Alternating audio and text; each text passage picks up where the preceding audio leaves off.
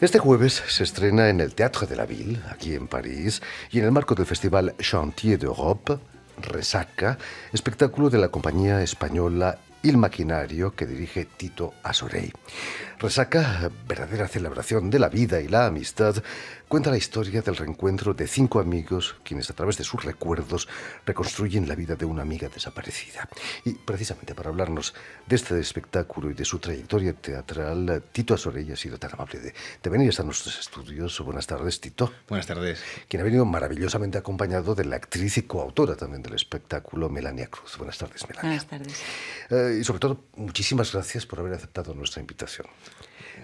Permitidme que explique antes que nada que Tito Asorey ha nacido en Orense en 1977. Y Tito, todavía adolescente, empieza a hacer teatro ya en la Universidad Laboral de Orense. Orense, sí. Orense, con Ángeles Cuña en el grupo Teatro Tarumba. ¿Qué significaba entonces para ti el teatro? ¿Tenías que 17, 18 años? Ya tenía 15. 16 años cuando me subí por primera vez a ese escenario del instituto. Y para mí pues, fue un descubrimiento absoluto de un universo que yo no tenía ni idea de que podía existir, ¿no?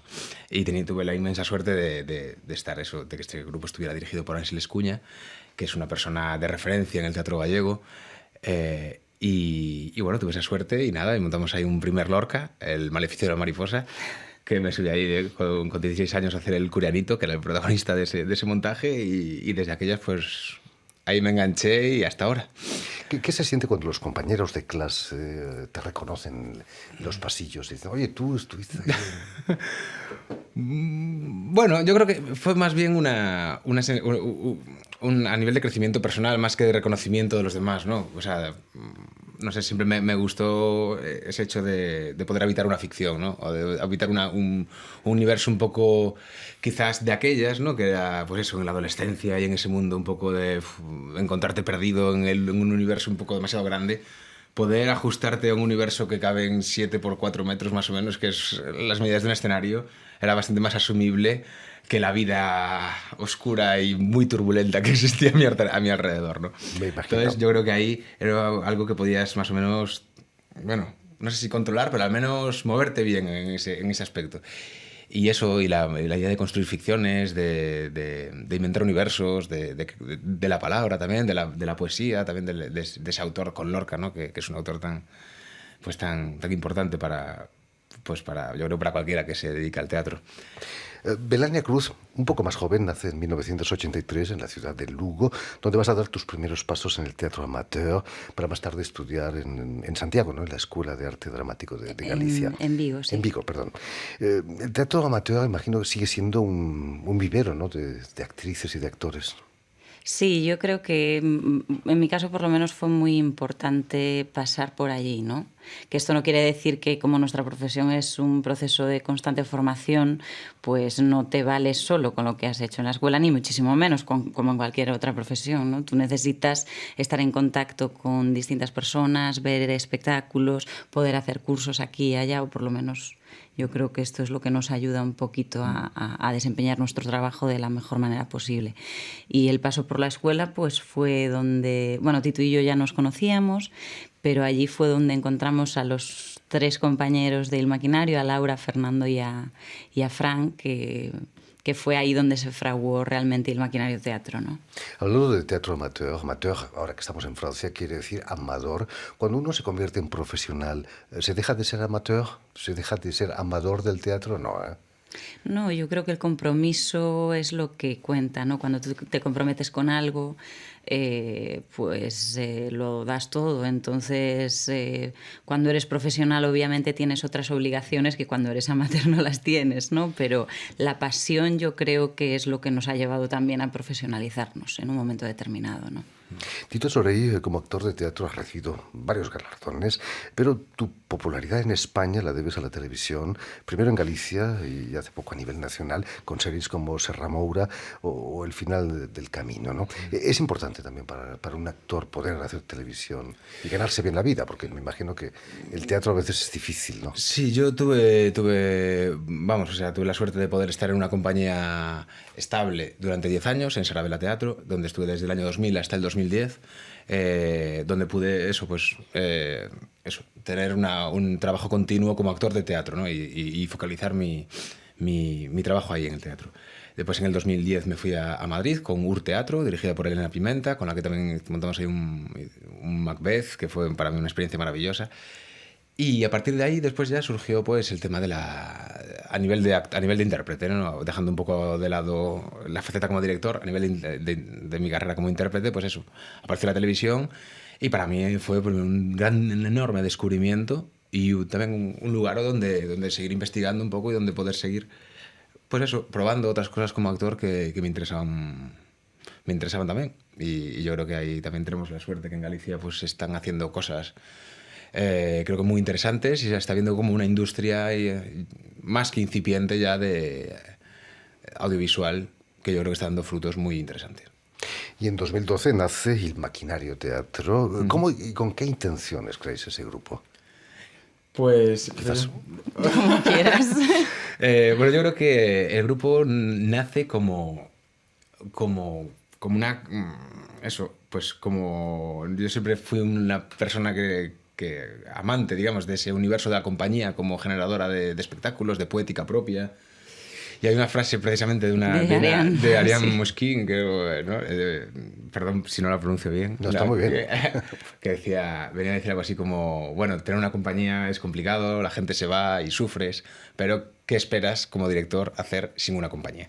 Y para mí es una frase que me lleva pues acompañando mucho tiempo y desde la primera vez que la leí dije, la compañía es una casa, es un colectivo artístico, es un refugio también y es un laboratorio. Y para mí eso era lo más importante, ¿no? Y entonces también, bueno, pues tuvimos la inmensa suerte de que 5 personas teníamos el mismo impulso, el mismo interés y la misma ilusión por conseguir eso. Esa plataforma desde la cual investigar y probar un poco, siempre decimos, el teatro que soñamos. Que el teatro que soñamos a lo mejor en el 2012 ya no es el mismo que soñamos en el 2017, pero es bueno poder seguir avanzando, ¿no? Y para mí es el proyecto más importante de los que hasta ahora he realizado, sin duda. ¿Cuál es la alquimia de vuestros espectáculos? ¿Cómo los elaboráis? ¿Es un trabajo colectivo, imagino? Sí, es un trabajo colectivo. Principalmente el impulsor de cada uno de los espectáculos es Tito, después de haber tenido varias reuniones con nosotros en las que determinamos cuáles pueden ser nuestros intereses en cada momento, ¿no? A veces nosotros pues manejamos textos de diferentes autores. En los 2 primeros casos, los 2 primeros espectáculos fueron actores extranjeros, pero ya en este caso era como una necesidad vital que todos teníamos, el poder emprender una dramaturgia propia, ¿no? Entonces, para este proyecto en concreto pues hemos contado con la ayuda de muchísima gente. Ana Carreira en la dramaturgia, María Peinado en la dirección, muchísima gente con la que también nos encontramos casualmente en la escuela, algunos ya con mucha trayectoria anterior, no es que empezasen a trabajar en la escuela, sino que hay gente que fue como un perfeccionamiento, ¿no? Su paso por la escuela. Y de ahí surgió pues este espectáculo que es muy diferente a los otros, pero que nos ha aportado, como decía Tito, ¿no? Ese lugar de experimentación que igual en otros trabajos no lo tenemos, ¿no? No tenemos ese margen para nosotros permitirnos durante unos meses explorar sobre determinados temas, ¿no? Hablando de este espectáculo de Resaca, que es vuestro tercer espectáculo y que presentáis aquí en París, es la historia de una generación que nace justo después de la muerte de Franco, nunca ha vivido la dictadura y que recibe sobre todo el impacto de la crisis del 2008, ¿no? ¿Os sentéis representados en vuestros personajes? Sí, sobre todo porque no hay personajes. O sea, los actores hacen de ellos mismos. Entonces, hay que decir, Melania habla por boca de Melania, Fran por la boca de Fran, Laura por la de Laura y Fernando por la de Fernando. Entonces, digamos que es una pieza, nosotros hablamos un poco de teatro documental, ¿no? En la línea de lo que se está haciendo pues mucho en Latinoamérica y también, fue una necesidad desde hace 2 años, ¿no? De un poco explorar ese sentido, ¿no? Ese vínculo entre la biografía personal y el espectáculo escénico. Y a partir de esa investigación pues fue surgiendo esta idea de crear este panorama generacional que no deja de ser... no pretende, o sea, si hablamos de una generación es porque hablamos de nosotros mismos. No tenemos la pretensión de hablar de toda una generación, sino que quizá nuestras historias puedan servir como reflejo de una generación. Pero eso. Melania, ¿qué significaba para vosotros el franquismo y la movida, por ejemplo, que no habéis vivido? Pues yo, por ejemplo, la movida para mí concretamente no ha significado mucho, más allá de que he escuchado mucha música, que mi tía en concreto, con la que yo me crié, pues estaba muy metida en la movida. Pero lo que sí que significa para mí, a partir de que yo cumplo los 18 o 19 años, y gracias al teatro también, es que hay una historia de España que yo no conozco y que a mí no me han enseñado en el instituto, ¿no? Y que entonces yo decía, pero ¿por qué se les dedica tan pocas páginas, tan pocos párrafos a hablar del franquismo? Si aquí ha pasado algo tremendo y no se reconoce. Entonces, yo precisamente en este espectáculo, cuando hablamos de una generación, hablamos también de qué está pasando, por qué nosotros no tenemos conocimiento de todas esas cosas, por qué hay tantos vacíos a nivel histórico, por qué la educación de un país no se preocupa por intentar clarificar determinadas cosas que pasaron y tal. Entonces, eso también es un sentimiento que nosotros tenemos gracias a nuestras familias, con las que hemos podido hablar de determinados temas que quizás antes no habríamos hablado, ¿no?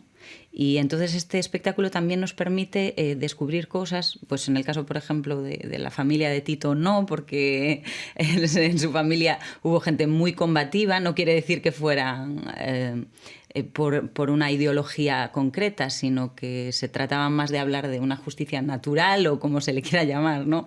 Pero que sufrieron directamente las consecuencias del franquismo y que hay un discurso que se desprende de lo que podemos escuchar en la televisión, ¿no? De determinados discursos que decimos, esto es muy parecido a lo que se decía en esta época, ¿no? O sea, en la época franquista. Y parece mentira que es que dónde estamos y dónde lo dejamos y dónde estamos ahora. Quizás son heridas que no han cicatrizado todavía, 40 años después de la muerte de Franco. Yo creo que una de las cosas que a mí me sorprende muchísimo con respecto a otros países de Europa es que en España no existe un relato común de lo acontecido. Quiero decir, está claro que en Alemania, si a alguien se le ocurre defender que Hitler tenga una plaza tenga una estatua en la Plaza del Pueblo, sería posiblemente hasta, bueno, primero, o sea, estigmatizado seguro, con razón. En cambio en España no sucede eso, pasa lo contrario, es decir, que hay debates continuos sobre si Franco debe de estar todavía en las estatuas, si el Valle de los Caídos tiene que ser todavía un homenaje a los caídos de Franco solo. Claro, es un bueno, que decir, realmente es que claro, es que han ganado, o sea, la guerra la han ganado los otros, la han ganado justamente, bueno, quien la ha ganado. Sí. Y eso, y la transición también, yo también como persona hablabas de la movida y hablabas de, también es, yo creo que nos han intentado vender también nos han intentado vender muchas cosas, ¿no? Pero ya viéndolo con una cierta posición crítica, no deja de ser eso, ese posmodernismo que vino para a lo mejor maquillar un poco toda esa situación y posiblemente hasta eliminar una cierta ideología que posiblemente pudiera, bueno, ser quizás más activa que no la de la pura movida, ¿no? Al menos en Galicia el Ferrol ya no es el Ferrol del caudillo, como se llamaba en los años 70. Eso, sí, hay cosas que cambian de nombre. Pero bueno, que cambien de nombre no quiere decir que no. ¿Y la crisis del 2008 qué supuso para un grupo como vosotros, el Maquinario? Nosotros, claro, decía antes Tito que iniciamos la compañía en 2012, que es el año justo, además la iniciamos en el mes septiembre de 2012, en el que se subió el IVA al 21%. Entonces es que esto era como, bueno, pues vamos a crear una compañía, que esto ya es bastante kamikaze en los tiempos que corren, pero la vamos a crear también después de la subida del IVA. Y como nosotros ya empezamos así, pues la situación del teatro, que siempre se dice que ha sido precaria, pues continúa siendo precaria y continuará mientras también las administraciones no se encarguen de darle la vuelta a la tortilla o de intentar apoyar, porque obviamente si tú pones un IVA del 21% no estás apoyando la cultura, por mucho que se diga. O sea, la estás de alguna manera castigando por unos motivos que no se sabe muy bien o que pueden estar relacionados con la política o no lo sabemos, pero lo que está claro es que un IVA del 21% lo que hace es castigar a la cultura y no apoyarla. Volviendo a Resaca, el espectáculo que presentáis aquí, lo estrenasteis en gallego, pero también lo habéis representado en español, en castellano, en España, y aquí también lo hacéis en castellano. Para vosotros la lengua no tiene ningún problema, no supone un handicap. El espectáculo en este caso fue creado en gallego. No supone un hándicap porque nosotros tenemos la formación como para poder desempeñar el espectáculo en ambos idiomas. Hay determinados matices que como el espectáculo ha sido creado en gallego, pues al traducirlos al español son matices que se pierden, pero por el propio significado que tienen determinadas cuestiones que se dicen en la obra. Aún así, la obra es muy gallega, porque se habla mucho de Galicia, mucho de Galicia con respecto a España y mucho de Galicia en el mundo, ¿no? La posición de los gallegos y del carácter del gallego también se habla bastante, Sí. ¿no? Contadme, ¿qué supone para vosotros poder mostrar vuestro trabajo aquí en París, en el Teatro de la Ville, en esa sala maravillosa de la Plaza de las Abbés? Una sala que es como una bombonera, ¿no? Sí, es maravillosa, es maravillosa. Acabamos de estar ahí, es maravilloso. Pues mire, yo para mí, o sea, somos una compañía gallega, estar aquí es extraordinario. O sea, es un regalazo, es una gran oportunidad de mostrar aquí nuestro trabajo y estamos, la verdad es que muy felices, muy agradecidos al festival. Y muy contentos también porque el teatro gallego se vea... Yo cuando dijiste antes, ¿El Maquinario es una compañía española? Dije, Dios, creo que es la primera vez que lo dicen. Porque siempre es como... Porque es como El Maquinario es una compañía gallega. Y yo creo que es así más, ¿no? Y yo, para mí, traer aquí un texto con dramaturgia gallega, con actores gallegos, con una dirección donde todo el equipo es de allí y contar una historia tan de allí, donde se cuenta la historia eso de nuestros padres, nuestros abuelos, cómo nosotros los vimos, cómo hablamos de la gente que ya no está con nosotros de una manera escénica. Para mí, claro, no sé, creo que estoy todavía asumiendo toda esta enorme oportunidad. Y además con subtítulos en francés, ¿no? Sí, yo estaba pensando ahora cuando me preguntabas que qué más nos gustaría a nosotros también, si pudiésemos, si nos desempeñásemos bien en francés, también sería bonito poder hacer el espectáculo en francés, obviamente. Bueno, el próximo montaje. Bueno, creo que tendríamos que trabajar mucho. En fin, pues ya lo saben, Resaca del grupo gallego Il Maquinario se presenta este jueves en el Teatro de la Ville, en su sala de la Plaza de las Aves, en Montmartre. Y si queréis volver a ver íntegramente esta emisión, porque la radio ahora se puede ver, lo podéis hacer en las redes sociales, en nuestra página web RFI en español y en YouTube, por ejemplo. Y sobre todo, dar las gracias a Elena Abril, quien está detrás de los cristales a cargo de que todo salga bien en este programa. Gracias de nuevo, Tito. Muchísimas gracias, Melania, y mucho éxito aquí en París. Muchas gracias a vosotros. Muchas gracias.